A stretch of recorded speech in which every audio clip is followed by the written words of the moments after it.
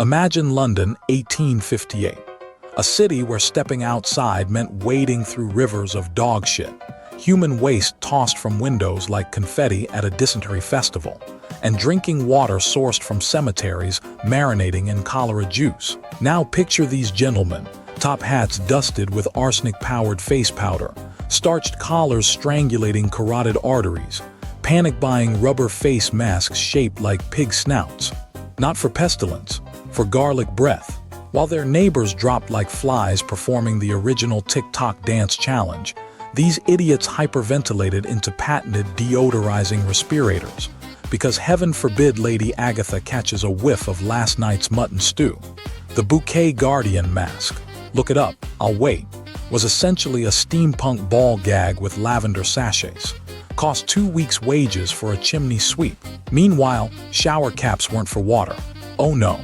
Victorians dunked their heads in ammonia-laced cleansing agents while sealed inside bathing cagoules, think inflatable Ziploc bags for your skull, to protect their hair from cleanliness. Choleras over their fist-bumping the Grim Reaper, but Priscilla Farnsworth's ringlets needed preservation. Modern analogy. It's like spray painting a landfill pink and calling it millennial coral reef restoration. Or using Febreze on a dumpster fire while your house floods with raw sewage. The logic's identical. If you can't see /smell/ acknowledge the apocalyptic nightmare, just slap a rubber mask on it and waltz into a typhoid ward for cucumber sandwiches. WTF century moment when Dr. Jon Snow proved cholera spread through shitwater cocktails. Parliament's response was to mock his fecal fetish. Same year, Harrods sold 9,000 Aroma Shield nose helmets with optional perfumed mustache attachments.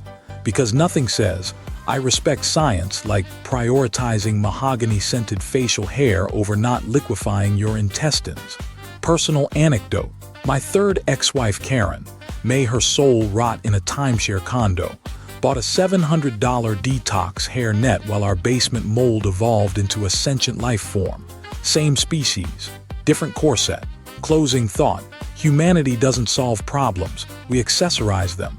Cholera ripped through London like a crackhead T-Rex, but the Victorian elite said, no, the real emergency is Bridget's bruschetta breath. And you wonder why modern CEOs think NFTs cure climate change.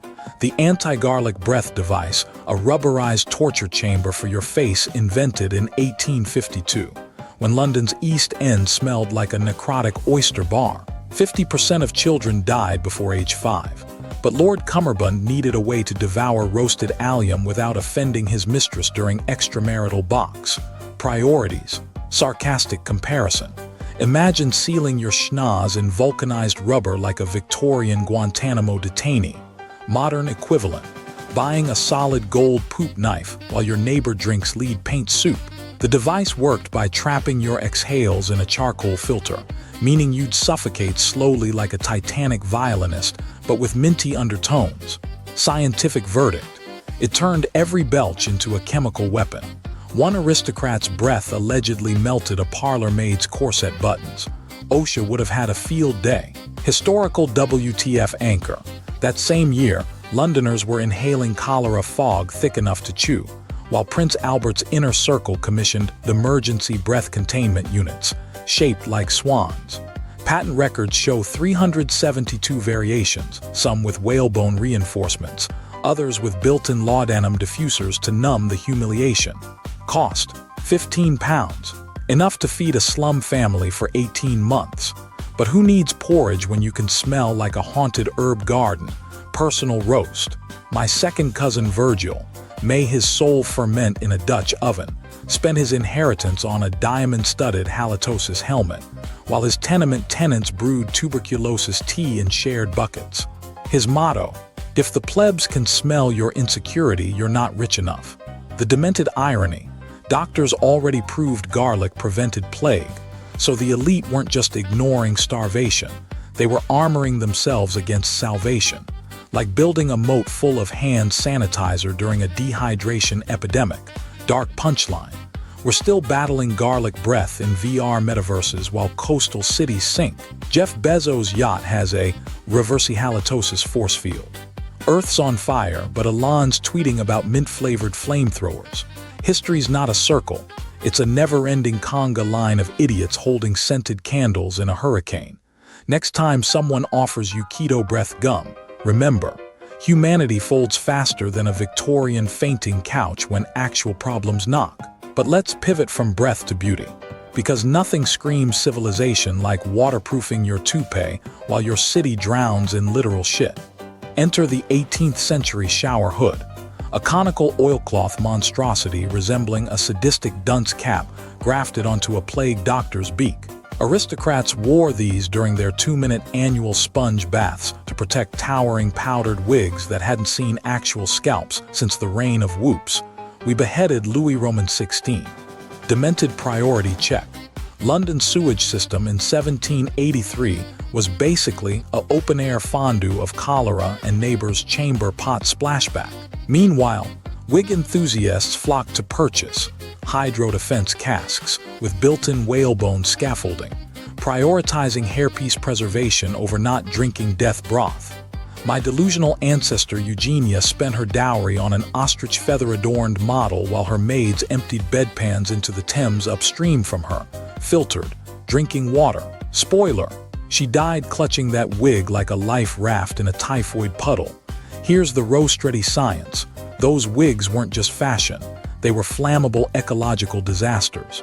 Lard-based pomades attracted vermin, powder contained arsenic, and tower styles often brushed ceiling candles, incinerating duchesses faster than you can say human fondue. Solution: not fireproofing homes, but inventing asbestos-lined shower hoods shaped like screaming pterodactyls. The masochistic kicker: waterproof hoods were pointless because wigs dissolved in rain anyway. The elite knew this. They just loved the theatrics, like modern CEOs buying Twitter verification while their servers melt into silicon lava. Historians unearthed letters from a duke complaining his hood smelled like wet badger. Yet he ordered 3 more in crocodile leather. Because consistency is the hobgoblin of little minds and big idiots. Cut to modern parallels. Billionaires building apocalypse bunkers with airlocked wig vaults while Miami's oceanfront becomes Atlantis's waiting room. Focus groups for Meta's VR avatars demand lush digital hair physics as California burns. Humanity's mantra remains unchanged. Style over survival, baby. Next time you see a shower cap, remember, it's not hygiene. It's the DNA of delusion. But let's autopsy the real genius here. The unpaid interns of history. See, every ducal decree for a garlic-repelling tiara meant some scullery maid spent her nights inhaling mercury fumes to polish it. Equivalent of a 17th century TikTok intern filtering billionaire meltdowns for minimum clout.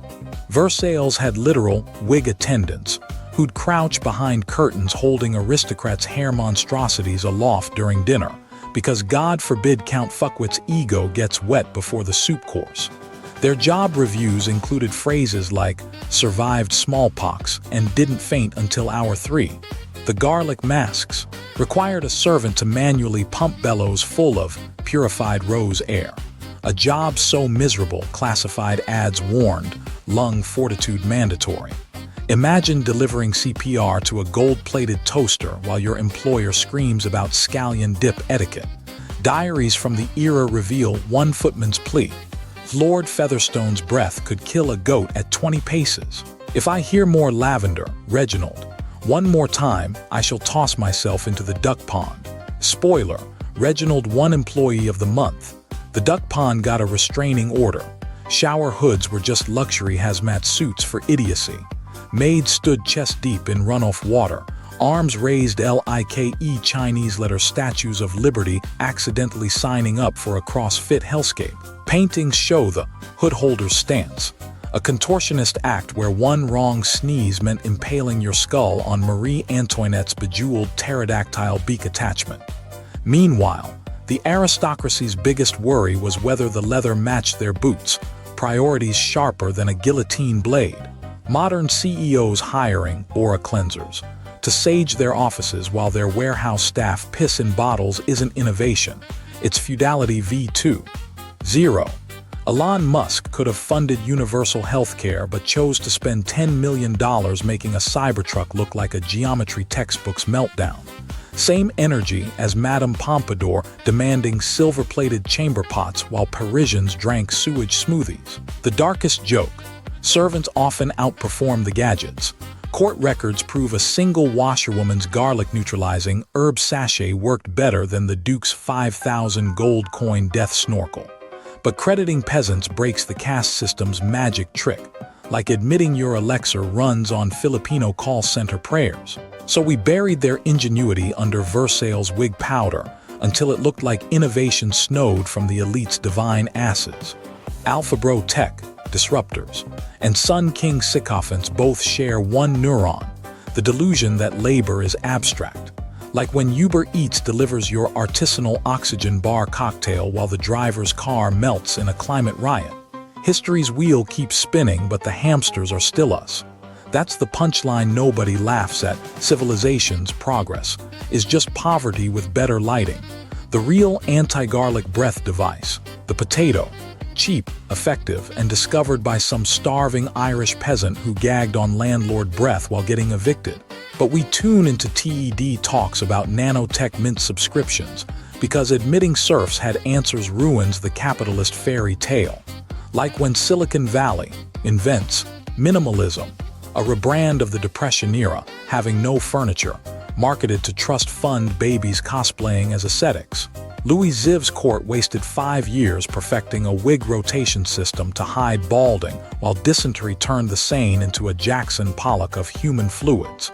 Fast forward to Goop selling jade eggs for vaginal rejuvenation, next to headlines about Flint's lead pipe cola. Every era's elites share the same brainworm. If the solution doesn't bankrupt 90% of the population, is it even innovation? Bezos spent more on a yacht than it had cost to end homelessness in Seattle, proving Caligula's pleasure barges were just prototypes. Victorian engineers treated sanity like expired milk. One patent in 1883 proposed a steam-powered mustache curler, 800 pounds of boiler death for a hairstyle, straight from a Salvador Dali nightmare. Today's equivalent: NFT, paying for a digital screenshot of a monkey while artists starve. Both eras hallucinated value by making simple things violently complex, like strapping a Roomba to a rocket to mop the moon while your kitchen floor grows penicillin colonies. Peasants fixed garlic breath with parsley. Lords needed jeweled air pumps operated by servants suffocating in coal dust. Sound familiar? Amazon patented wristbands that vibrate when warehouse workers dare slow down. A tech upgrade from overseers with whips. Productivity theater's old hat. Pharaohs built pyramids with the same indentured daydreamer labor pool, just swapped papyrus pay stubs for Uber's algorithmic wage theft. Detox diets are the shower hoods of wellness. They promise purity while ignoring the raw sewage of microplastics in your bloodstream. Victorian sanitation engineers dumped cholera corpses into rivers and sold filter cigars to mask the smell. Modern parallels: BP rebranded oil spills as aquatic oopsies while selling carbon offsets like medieval indulgence tickets. Hell, plumbers during the Great Stink made bank-fixing aristocrats clogged pipes with more dignity than CEOs blaming climate change on avocado toast. CTA. So smash that like button if you crave more tales of human idiocy, or skip the middleman and donate your savings directly to Elon's Mars timeshare scam. I hear they accept exposure and vintage Tesla stocks. But genuine survival tip: invest in dental floss and canned beans. When the grid implodes, you'll survive longer than the productivity guru trying to meditate through full societal collapse.